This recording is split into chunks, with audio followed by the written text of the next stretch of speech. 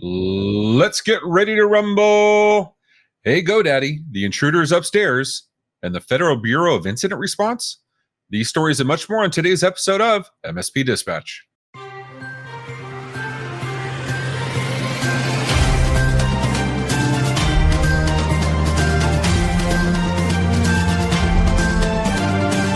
This episode is presented by MSP GeekCon 2023, a conference for MSPs by MSPs. Occurring May 21st through the 23rd, 2023 in Orlando, Florida, this two-day event is built around the journey of technical growth from Tier 1 to Tier 3. Visit mspgeekcon.com for more information. Good morning and welcome to the February 21st episode of MSP Dispatch, your source for news, community events, and commentary in the MSP channel. I'm Ray Orsini, joined as not always by my special guest co-host, Mr. Tom Lawrence. How you doing, Tom? I'm doing great. I appreciate you coming on. Tony was in the throes of Mardi Gras this weekend. I believe he's still recovering. So, so I appreciate you covering for him, man. How's everything with you? Oh, things are going wonderful. We actually have some slightly warm 45-degree weather here in Detroit. So nice. Well, from the 70-something here in Miami, I am not looking forward to going to Dallas weather. I leave for Ride-A-Boom on Tuesday morning, so not excited about that. But Ride-A-Boom will be fun. So for our banter topic, I forget who showed this to me. I think it was Dean, one of the MSPs. So this is called Polite Post. It takes whatever message you want, whatever email you write, and then it rewrites it into a nice, polite, safe for work email. And as the owner of an IT company, I'm sure you've never been in the position where you wanted to throttle one of your clients or maybe even one of your coworkers. I got to tell you, I set this as my home screen since I found out about it last week, and it has saved my bacon more than a few times already. Have you come across this before? I have not used that tool before, but I right away the gears started turning going, I have an employee that we should force his chat through prior to it landing in Slack. There's interpretive layers where I think AI can provide real value. and that's the exact, forget that like AI writing marketing copy or like writing crappy code or, releasing its inner secrets like Bing and Sydney. But just the ability to convey a message in a cohesive manner that is not that will be welcomed by the other party. They could take it in. I mean, that's pretty phenomenal. I mean, it's like Grammarly with like context. I appreciate it. And I really like these tools. I used years ago, we're talking like 15 years ago, there were some early tools that used to take a lot of long form content and summarize it. I had a few corporate managers I worked with where I used to take that long email so I could turn it into something that could be read in a shorter period of time.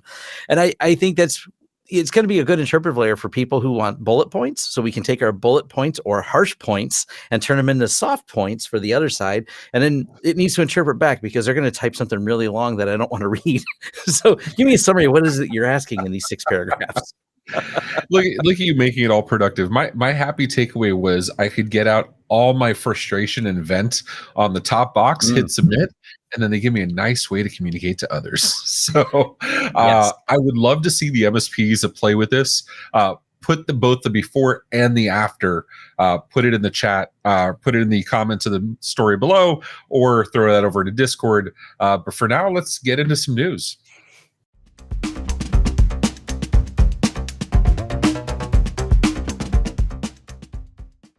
In our top business story, the Internet Supreme Court Showdown is here, and the stakes couldn't be higher.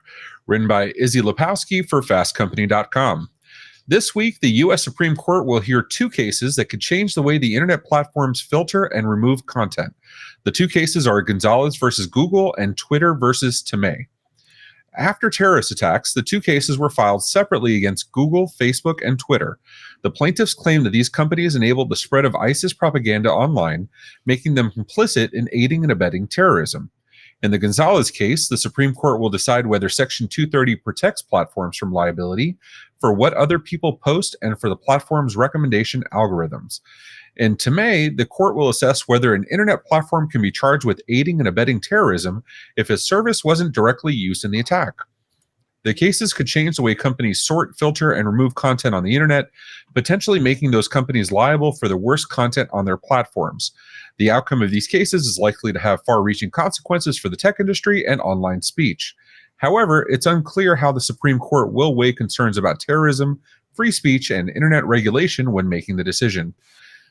Tom, whether to filter, whether not to filter. You have a little bit of experience at this, being having your forums, right? You Yes. want to have open collaboration. I'm a moderator in RMSP, same thing. We want to have open collaboration, but moderation is a major concern. This is just taking it and putting it at a national scale. What's your take on this? How do you see this? A lot of it's going to come down to how they interpret Section 240, the sword and the shield, as they sometimes refer to it as. I've often referenced people to read Mike Mesnick, who runs TechDirt, has one of the best write-ups called You Don't Understand Section 240. And it's a really long read, but it's really complicated and really explains well the challenges of content moderation. And when it comes down to any platform, the only value the platform has is not the technology that drives it, but the curation of those who moderate it. The reason Reddit RMSP is valuable is because Ray and other people take the time to moderate to keep a coherent discussion in there. So there's some far-reaching, could break a lot of things if we can't moderate, or if the moderation process requires some type of review. This is something we've seen Texas pass across their Supreme Court, where if you have a forum that reaches a certain number of users, they want a judicial-ish review process that they're trying to do. And this is just an extension of that to try to say who can or can't be silenced. And it's a big mess that's on both sides of the political spectrum, which unfortunately means it has support. It's the stupidest thing that they agree on. So that the consumers do not. This is not very consumer friendly at all when it comes to the end result of any of this. And that's the challenge here also, is getting the people that are making the decisions on how this will play out, getting them to understand the underlying technologies and challenges, right? Like, good, bad, or otherwise, I'm a big fan of setting expectations so that the people of the subreddit understand what's okay and not okay. And even with that, there's far more judgment calls than I would like to admit. And it's the group of us. It's not just myself. It's several moderators together. But at the end of the day, it always comes down to judgment call, whether something's promotional, whether something is aggressive or unprofessional. I'm sure you've struggled with the same on your forums, or even work talking on other people's forums. Like, do you have any good practices for determining, like, I struggle to say this because judgment, I would rather there be clear-cut policies. As an engineer, right, we're all about the black and white and just give me a checklist so we're good to go. But these things require judgment. And I can't see at a national level, at a federal level, being able to apply judgment that will filter down to the end users that will be universally applicable, right? Exactly. I don't see any easy way out of this. There always can be some tweaking maybe of Section 240, but the reality is it comes down to we've run into this large scale culture collision by putting so many people on singular platforms. It's a little easier to say, here's the rules for Tom's forums, or here's the rules for Reddit RMSP. And we're always working the tune nose, and occasionally we update the rules because, well, we didn't see that coming. I thought that was off topic, but it's so we're always surprised. Always a surprise. But by breaking them down to smaller, more manageable, focused types of forums, groups, the moderation becomes easier because we're all here for this. You have such a big collision when you say Twitter as a platform because, well, there's InfoSec Twitter. Okay, that's one section of Twitter. What about the Twitter that's less professional or that's promoting their OnlyFans pages and things like that? There's this big collision when you start putting all these. And then, of course, the elephant in the room, what about when the posts get political? Who has the right to decide what is or isn't right?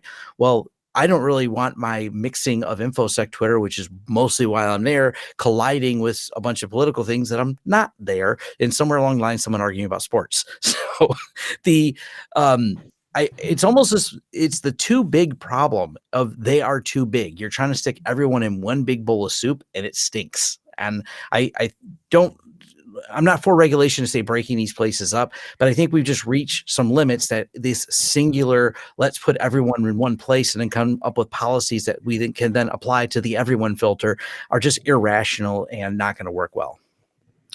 Yeah, and I definitely want to hear. I mean, we have acceptable use policies. We have what's allowed to be said, even at a company level, right? At MSP client level, what's allowed to be said on their corporate platforms or publicly.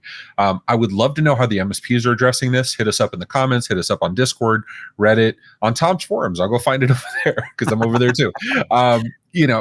Put it up, and we definitely want to continue the conversation. But for now, let's get into the GoDaddy one.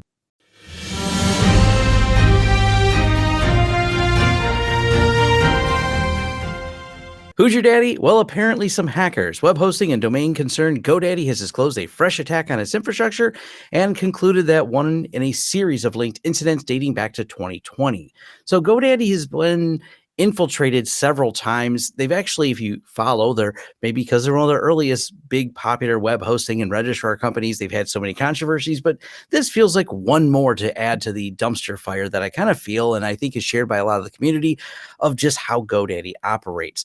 The filing details of the March 2020 attack show that it was compromised the hosting login credentials of approximately 28,000 hosting customers to their hosting accounts, as well as the login credentials of a small number of personnel, and a November 2021 breach of its hosted WordPress service. So these hackers been wandering around here for a long time, setting up redirects, and well, just having a good old time.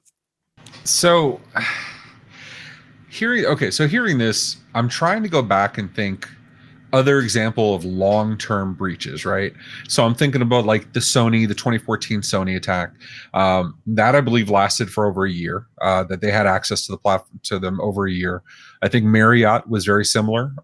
If it wasn't Marriott, it was one of the hotels where they stayed dormant and they had access to the data for an extended period of time. You're extremely security aware and knowledgeable, more so than I am. So when it comes to response, both incident response in terms of talking to the end users, the clients, and also in how to respond when it comes to cleanup, is it different when they've been laying dormant or had access for so long, like one of these, versus you just found out you got ransomware yesterday? Not really. I think we're going to get the same sentiment, and we've all heard it before. And matter of fact, I had ChatGPT write a great one. This is something I found to be really good at. I said, write me a generic breach notification that would be in the news. And I also said, write it in the style of the register. And it did. And it said, we can care about your data. We promise this won't happen again. It had every point in there. And it's just boilerplate at this point where if you've been in there 2 years, a year, got in yesterday, whatever, we're going to slap the same thing on there. Now, what does this really mean? Well, if they were wandering around that long, when was the last time there's an audit? How did these people have such persistent access mechanisms on there? Did no one change their password for 3 years? No one noticed this employee? Was it a employee who left and their credentials still worked? We don't have enough detail to really dive into it, but this was obviously not a spy mission where we had a leaky database at a Marriott. This was more about, hey, look at all these redirects we can put in for fun and profit. And how did that not get noticed for how long? That's the part that blows my mind. That's the part that kills me, because they have to have a million more compliances than someone like myself or yourself. And we go through our regular audits. Yes, the platform being immensely bigger, with orders of magnitude bigger. That's not the question, but they also have staff for this. And part of that is accounting for doing regular audits. I could see 2 months, I could see 6 months. Even 6 months is not crazy when it comes to, some of these malicious actors that sit and stay dormant. 3 years is kind of nuts. Absolutely bonkers to me. Now, I'm trying to say how I say this nicely. GoDaddy's not one of my preferred vendors when I recommend to others. I don't think anyone prefers GoDaddy. We are thrust upon them when we take over clients. It's the only time, and until we migrate them off of, I think that's the only way we actually engage with GoDaddy. It's never my first choice. It's never where I go to register things. I inherit the perennial question of how do you defederate Office 365 from GoDaddy? I mean, how many times a week do we see that question? Exactly. And I get it, but the thing that drives me nuts about all this, yes, we and Tony and I have had this conversation a million times of, do we keep covering these security stories because it feels like it's the same thing over and over and over again? But the reason we keep doing it, besides the MSPs having asked us to, is the awareness factor. Do you think the people that are signing up for GoDaddy realize they've had 3 years of a breach? Do you think the average GoDaddy user is going to see this story and realize maybe I should pick a different vendor because of this?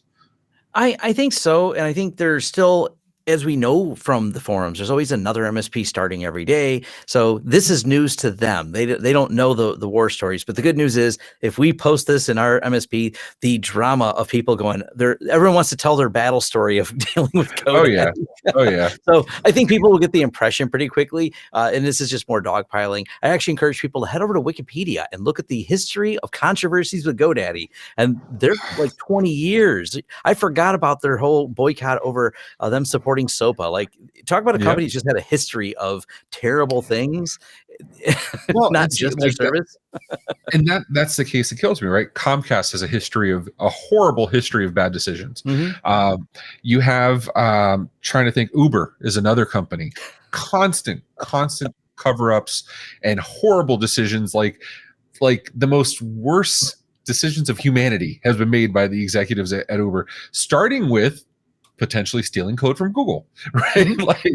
Just their nascency just was already mired in all this controversy. And it still drives me nuts that it doesn't matter, because if you have enough marketing budget, clients will sign up. Or if you buy the computer and it comes with three months free of 365, if you sign for a GoDaddy account and register a new domain, and you're locked in at $99 a month or whatever it is.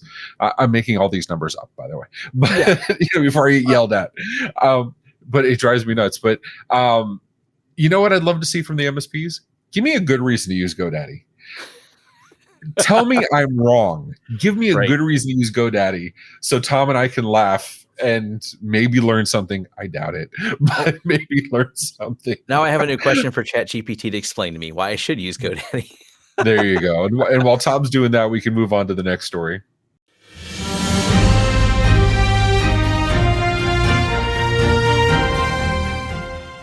In our third top story in security realm, FBI is investigating a cybersecurity incident on its own network. Written by Sergio Gatlan for Bleeping Computer. The FBI is investigating a cybersecurity incident that occurred on its network, which the agency claims have been contained. The FBI has not provided further details about the incident. However, CNN reported that it involved a hack on a computer system used to investigate child sexual exploitation in the FBI's New York field office. In November 2021, the FBI's email servers were also hacked to send spam emails impersonating FBI warnings. According to the spam tracking nonprofit Spamhaus, the breach potentially reached a much larger number of mailboxes than the estimated 100,000. The agency is currently working to uncover the scope and overall impact of the recent incident. Tom, we say it over and over again, and we've heard it 1,000 times over. It's not if you will be breached, it's when you will be breached. Does it surprise you that the FBI had an incident?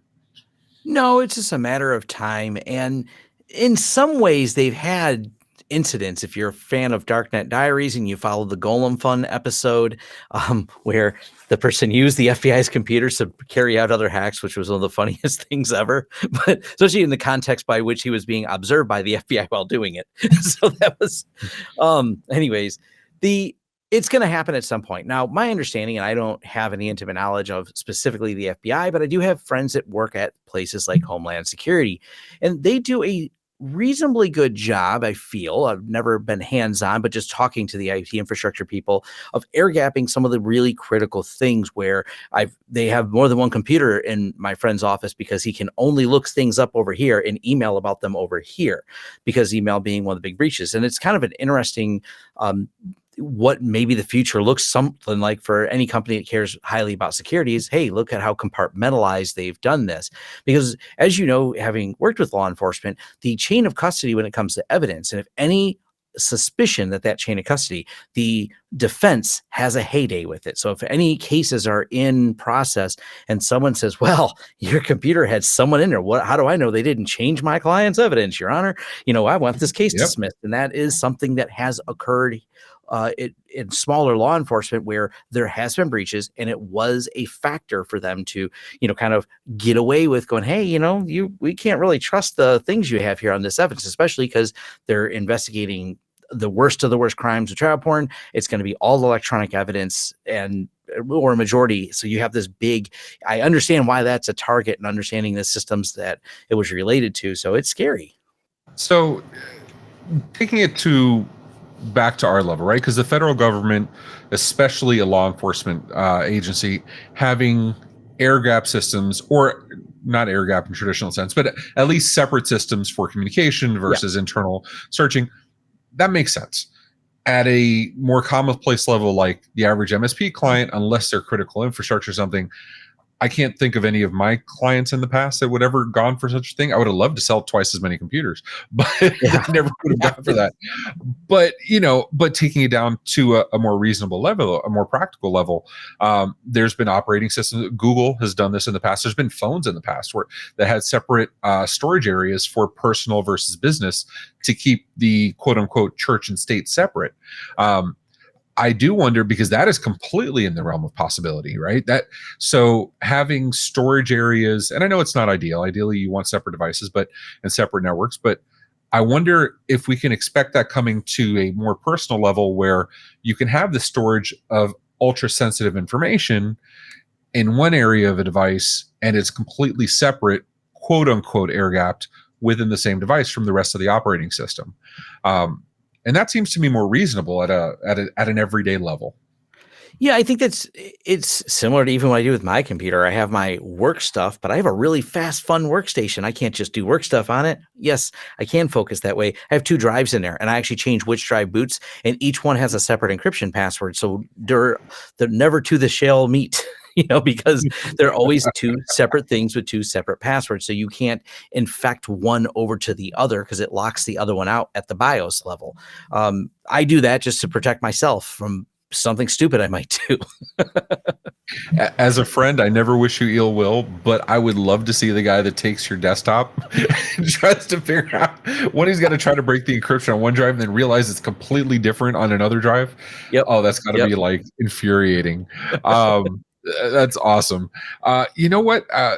MSPs, tell us how you're adopting this, if you are, because we have plenty of MSPs that are working in highly secure areas. But tell me, separate from air gapped, are you doing anything at a more universally applicable level with your clients? Let us know what's going on. I'm very curious. But for now, let's get into some notables.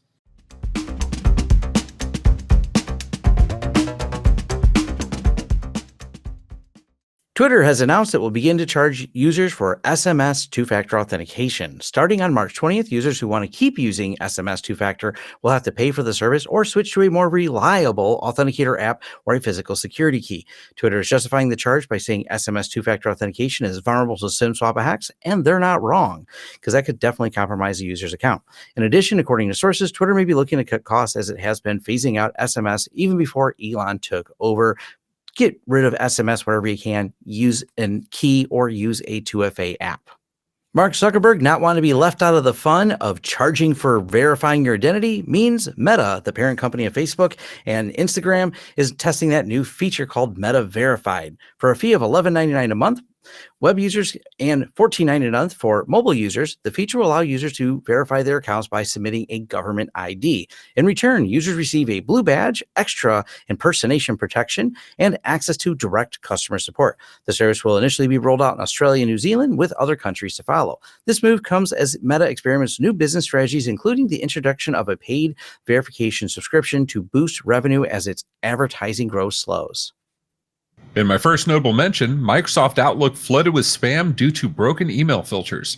Written by Sergio Gatlan for Bleeping Computer. According to numerous reports, Microsoft Outlook users have been flooded with spam emails due to broken email filters. Users have complained that even messages previously tagged as spam now land in their inboxes. The problem has been ongoing for months, but reports suggest it has been particularly bad over the last 9 hours. Despite customer complaints, Microsoft's Office service status page claims everything is up and running. And as of reporting, the company has not commented. In my second notable mention, Windows 11 will let you end tasks directly from the taskbar.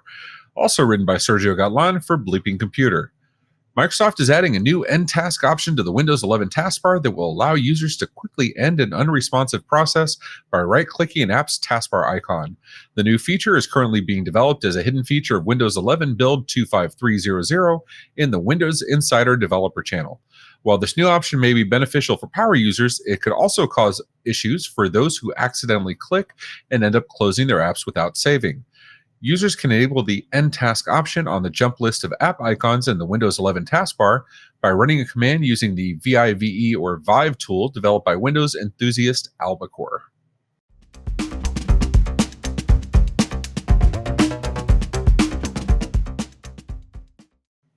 In our resource of the week, GitHub Copilot update includes security vulnerability filtering, written by Paul Krill for Infoworld.com.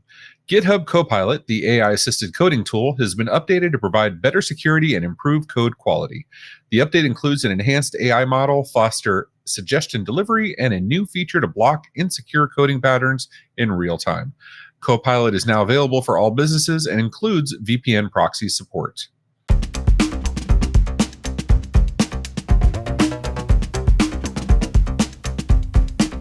There are plenty of amazing upcoming events taking place across the community, so let's see what's happening this week. February 20th through the 24th, an in-person event, IT Nation Evolve in Phoenix, Arizona. The 22nd through the 24th, another in-person event, Ride a Boom in Dallas, Texas. And again, the 22nd through the 23rd, an in-person event, ASCII MSP Success Summit in Newport Beach, California. And coming from the MSP Media Network this week, we have, in case you missed it, catch the latest episode of 38 at 38 featuring Kyle Jackson of ConnectWise. On March 2nd at 6:30 p.m. Eastern Time, Paco LeBron and Rick Smith of MSP Unplugged join the Tech Bar for episode 53. And as always, MSP Dispatch is here for you every Tuesday and Friday at 10 a.m. Eastern.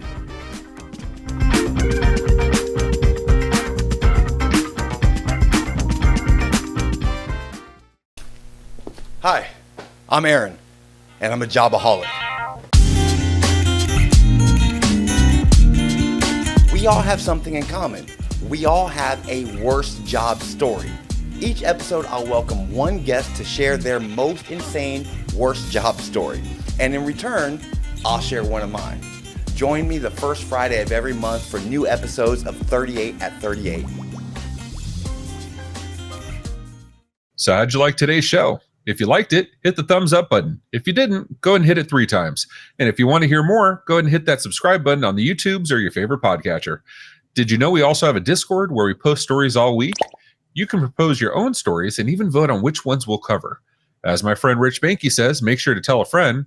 Also be sure to follow us on social media at MSP Media TV. Have any questions? Email news@mspmedia.tv for answers on the next episode, or leave us a voicemail, 833 MSP Network. Tom, it's a pleasure as always, man. I appreciate you coming on, giving us all the excellent news and your wonderful take on everything. Thanks so much, dude. Hey, appreciate it. I love being here. What do you got coming up next? You're always doing something fun. Oh, I have a few cybersecurity videos. One's going to be kind of spicy, as I think you've seen the discussion on that already in the couple chat rooms. Oh, there's more spicy. I'll share with you offline until I can get the full online. I'm waiting for people to respond. So I never call anyone out without them fully being able to respond. And so far, the responses have been kind of quiet. That's when you know it's good. I think that's an excellent teaser to go check out Lawrence Technology Systems. His YouTube links will be on the show notes below, and also his Business Technicality podcast. Both links will be there in the show notes. Tom, thank you so much. And to the MSP audience, take care of yourselves and each other.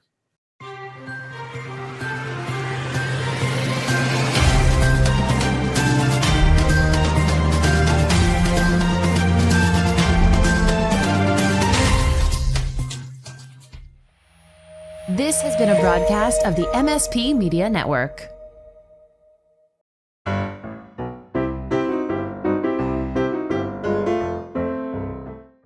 I'm Rio. That's what I get for trying to figure out the next line. Who's your daddy? Well, apparently some hackers. Web hosting domain. Sorry. I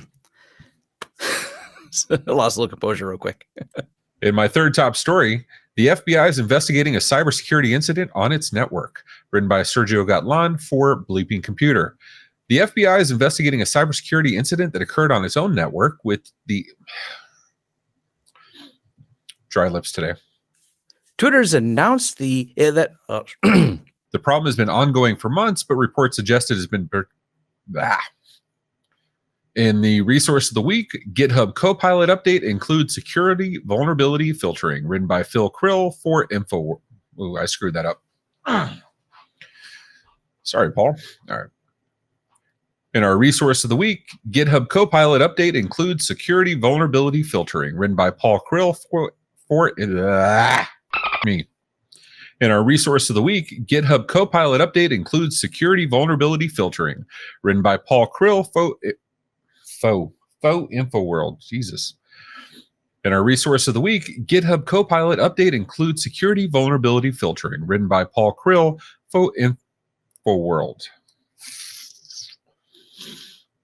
This sentence is going to kill me. So how'd you like today's show? If you liked it, hit the thumbs up button. If you didn't, go ahead and hit it 3 times. And if you want to hear more, go ahead and... Struggling today. It's like my liver knows what's happening next week or in 24 hours. So hey, this is Tony Francisco reporting live for the MSP Dispatch, but it's a little bit not live. I just want to say to the crowd out there, I love you guys. Okay, it's a little crazy. I gotta sit down here, we're having a drink. I gotta put my mask back on. MSP Dispatch, watch it. Keep up to date with the news in the industry. And have a drink. Happy Mardi Gras.